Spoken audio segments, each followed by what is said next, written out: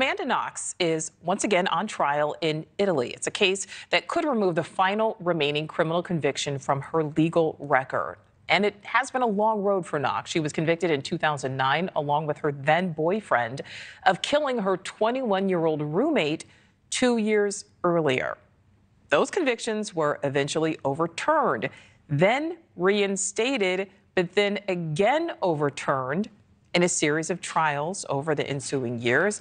Now, Knox is hoping to clear one final legal hurdle. It's a slander charge against her for wrongly accusing a bar owner of the killing. So let's welcome in attorney and legal analyst, Misty Marris. Misty, great to see you again. So kind of explain what Knox is hoping to achieve with this latest trial and why. Yeah, because this is 20 years later. Who would have thought we'd be still talking about this case? But it really just keeps coming back. So here's what happened. She's been completely exonerated of the murder charges that related to her roommate. So that piece is over. But this defamation piece, this is a little different under Italian law than in the United States because it can be charged criminally. In the United States, it's civil only. So she was charged with defamation for saying that this bar owner was involved in the murder. Her defense to that was that she was under duress. She said that during listen to this, 53-hour interrogation, which she said included physical abuse. She was so exhausted and that she didn't really speak the language and she did not have an interpreter nor a lawyer during that time.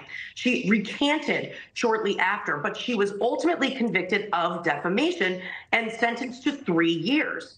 So at this point, a human rights court in 2019 overturned that, said there was just an immense amount of problems with that interrogation that were violative of human rights, and now she's getting a new trial. So really, Nicole, this is to clear her name. The maximum amount of jail time for a defamation criminal case is 3 years. She already served 4 for the murder and the defamation. She served them concurrently. So that piece is done.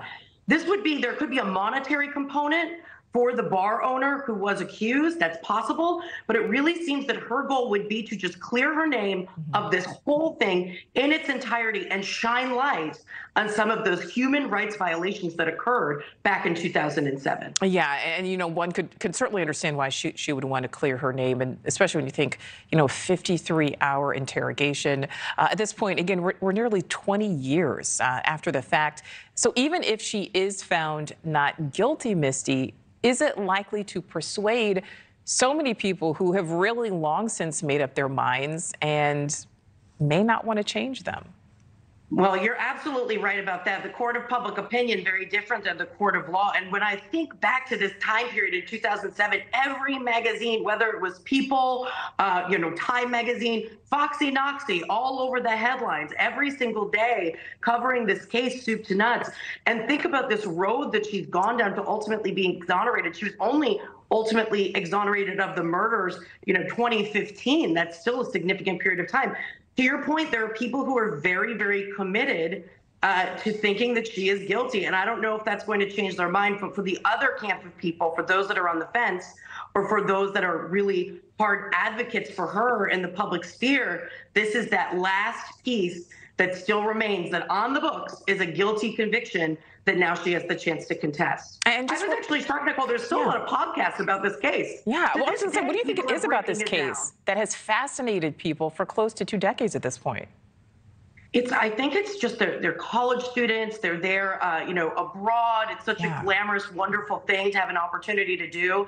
And just this vicious murder that occurs in the house. There was a whole element of allegations of sexual impropriety and all of this stuff with Amanda Knox and her boyfriend. It was just so salacious. I think everybody just gravitated to it. And there were still questions. Yeah. It wasn't a cut and dry case. It was still very, very a difficult case in the courtroom. All right. Well, Misty Marris, we certainly appreciate your insight as always. Thank you. Thank you.